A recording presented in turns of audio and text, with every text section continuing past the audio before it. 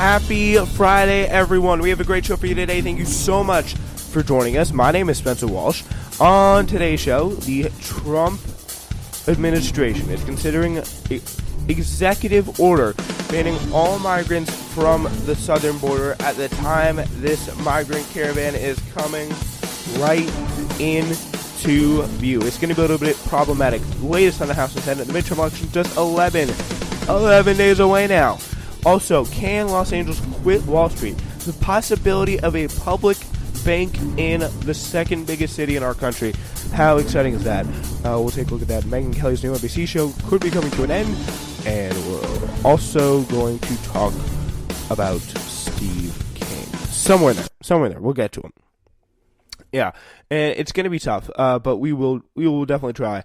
We'll see what's up. We'll see what's up with the guy. And, yeah, because Steve King's a little crazy fellow. Let's just say that. He's probably the biggest open Nazi that we have in Congress today. So it's a pretty big accomplishment for the guy. I mean, he should be proud.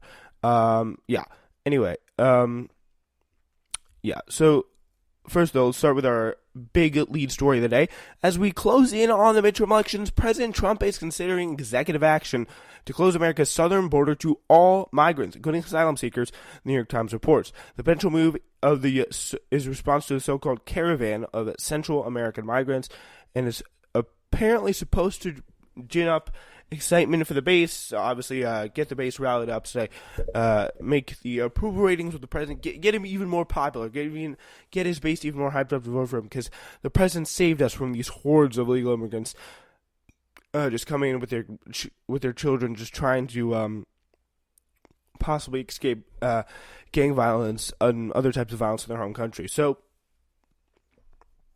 yeah, the plan appeared meant as much to generate headlines as to appeal to his anti-immigrant base and fuel outrage among Democrats and immigrant advocates, including legal challenges the administration officials are fully anticipating, according to the New York Times. It was to have a practical effect on immigration. The caravan is still more than 1,000 miles south of the border, and it's unclear when or whether the migrants will arrive and how many of them will seek to cross into the United States, because we don't know. There's so much still that we don't know about this migrant caravan. What will they try to do? How far will they try to get into the country? Like, what will be their plan of action? Will they try at least just maybe stop in Mexico because they know what's happening right now? But we don't know. There's still so much we don't know. The caravan is, again, so far away still. And details of Trump's plan, including a web of complicated legal issues that will likely prompt a swift challenge in federal courts, were still being finalized on Thursday, according to people who described it, all of whom insisted on anonymity to discuss an action that's still under development. The president, who is prone to changing his mind, could still decide to not take action, they stressed. So yeah, there's very little decisiveness with President Trump, and that could be a good thing for these migrants, at least thus far. So most of those who have traveled from Central America seek asylum are women and children fleeing violence from their home countries.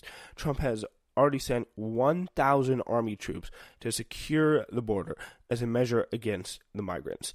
Earlier this week, Trump claimed baselessly that there were unknown Middle Easterners who were mixed in with migrants. Fox News repeated these absurd claims, including a theory the caravan is somehow linked to ISIS. And we talked about this claim, I believe, on Monday, which is interesting, because it's already been disputed, because they had while there were ISIS fighters caught in I believe it was Honduras, the country it was, or Guatemala, one of those two. And that's pretty much where they got it from, but they spun it out of a thing they're going to try and get on the caravan. These people were caught. All these people were caught before and well before the caravan even ever took shape. Like, there's no evidence that they're actually on the caravan and trying to get to it. Just to say otherwise, it's just not true. It's just blatant fear-mongering, and it's just wrong. And if you're really trying to fearmonger again about an issue, like, this is a huge humanitarian issue. We got, like, these people who are in desperate need of our help coming to our border. The question is, what do we do? And the answer is turn them away. It looks like right now, turn them away with a big ugly fist, like a big punch in the face, and say, no, you are not coming to our country. That seems to be what our government's going to do now. Trump talked about sending not the reserves, folks, the real military, to the border, which is very disturbing, because who knows what they're going to do when they see them. Like, how's that going to work?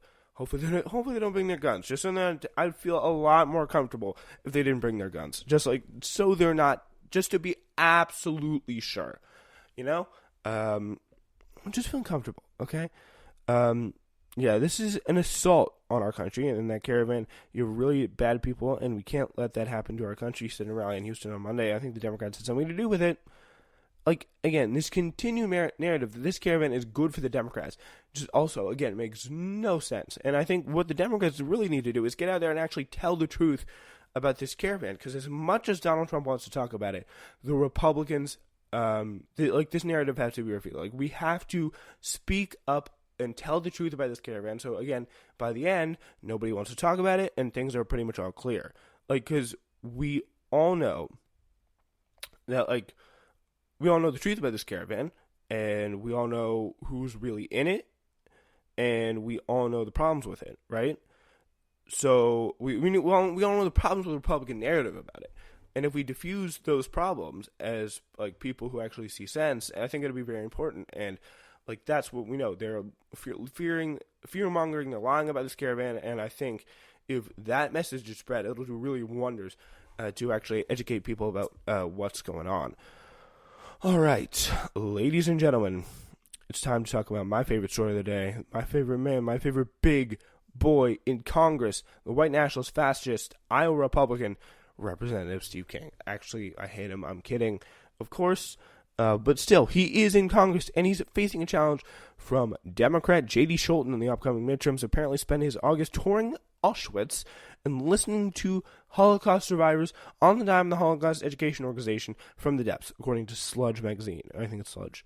I think Sludge is a magazine. But immediately after the tour, King traveled to Austria to give an interview to an anti-Semitic publication. That's how you fascist. That's a good move right there. No, Steve King, you're awful. Stop. No applause for you. Anyway, the trip to Poland was part of an effort to learn more about the Holocaust and other issues relating to the Holocaust, and further talk, debate on the issues, to further talk and debate on the issues pertaining to the Holocaust, like whether it happened or not. Like, he's probably one of the guys who, like, visited Auschwitz and was like, where are the mass graves? Come on, guys. Like, are we really being... This isn't happening here. Come on. According to a travel report filed with the House Clerk's office, the trip took place October 18th to 23rd and was funded from the Depths Foundation, a Holocaust education organization who paid a total of $8,310 for King and his wife's travel expenses. After taking a trip to Auschwitz, Hitler's biggest and well-known death camp, where at least 1 million Jews and other Nazi targets died, King continued on to Austria. One day after concluding his Holocaust history tour, on August 24th, he could proceed to give an interview to the far-right publication Unzensurit. I think that's what it's called. Austrian intelligence officials say the publication promotes anti-Semitism and extreme xenophobia, and is tied to Austria's far-right Freedom Party, who, according to Sludge, is founded by a former Nazi officer and currently run by a man previously affiliated with neo-Nazis. So, yeah, they're pretty much the fringe far-right group. And Steve King literally gives an interview to them right after he tours tours Auschwitz, which is incredible. Like, it takes a little special someone to do that, and like, I would be very surprised. I would not be very surprised at all. Let's just say, if it turns out that, like, this guy's like a Holocaust denier or something, and actually want to, like, go out and see the place just to confirm his long-held beliefs, the Holocaust did not happen. Like, that's pretty much, like, I'm pretty sure that's what he would want to do with this. So from the interview, King espoused white nationalist talking points, including fears Western people are being replaced by other people's babies, and accused a Jewish billionaire and a Holocaust survivor, George Soros, of funding women's rights protests in the U.S. And King asked, how do we produce an antidote to what George Soros is doing? And again, all this fear about George Soros gets the pipe bombs, and that's, it just shows you, like, they never stop. Like, it's always an attack on George Soros, an attack on someone else. And, like, this is the violence that gets the pipe bomb sent. It's the most important thing to realize here. And, like, this is what built it up. This is far from King's first encounter with white nationalists or outright Nazis. He has recently endorsed the political campaign of Canadian white nationalist Faith Goldy, promotes the idea of white genocide. He also retweeted known Nazi sympathizers. And after his initial revelations about King's interview with the Austrian publication, Sludge reached out to 23 PACs who supported his candidacy. You ready for this? AT&T, Valero, Koch Industries, the American Bankers Association. Only one company, Berkshire Hathaway, commented with equivocating response. We don't always agree with every position taken by the candidates we support. So yeah, all these people support Steve King, and that should really tell you all you need to know. John Bolton PAC supporter, AT&T Federal PAC, American Bankers Association PAC. Let's go down the list here. National Pro-Life Alliance PAC, National PAC of Build PAC of the National Association of Home Builders, Right to Work Committee, American Crystal Sugar Company, Majority Company PAC, and there's a lot more. Valero PAC, National Association Convenience Stores PAC, the Hawkeye PAC, and like this is pretty incredible. Like he gets $6,000 from the National Right to Work Committee PAC, and yeah, I think it'd be pretty hard, quite hard for him to actually support Right to Work. But that's again, it's another point. The fact that like Valero, Koch Industries, American Bankers Association, Berkshire Hathaway, like the fact that they are still supporting this guy when he is an open Nazi, and they're still giving him tons and tons and tons of money. Like, it's incredible. It's really incredible. So yeah, J.D. Scholten, of his opponent, is a former baseball player from Sioux City and believes he could beat King, an 8-term incumbent, in the upcoming election.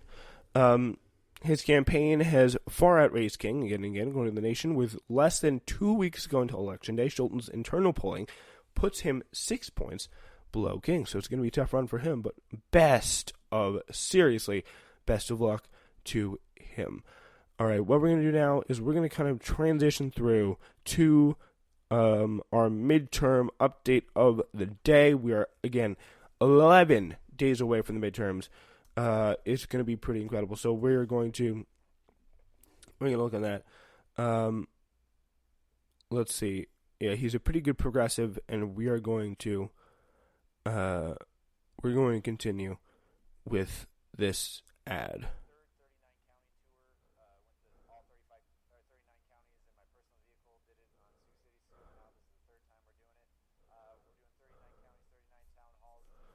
All right, so we're about to play for you. Sorry, I thought that was on, but we're about to play for you a little bit of J.D. Scholten. And that's why we call. And yeah, so J.D. Scholten for you here is coming right up. I don't think he has any ads though, but here it is. Here's a good one.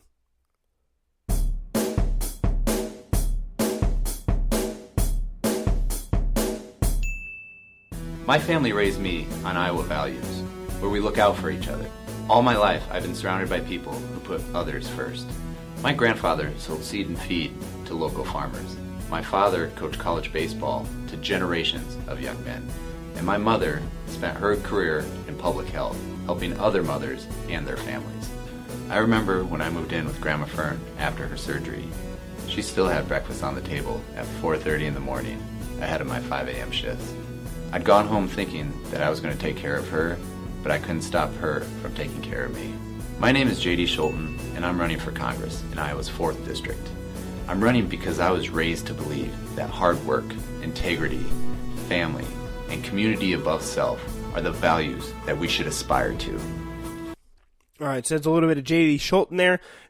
Some of the positions J.D. Scholten supports, I know I'm spending a lot of time on this, but it's very important to get there and support J.D. Scholten, especially when he's running against someone like Steve King. Ugh, he is disgusting, Steve King is. All right, so building a sustainable economy.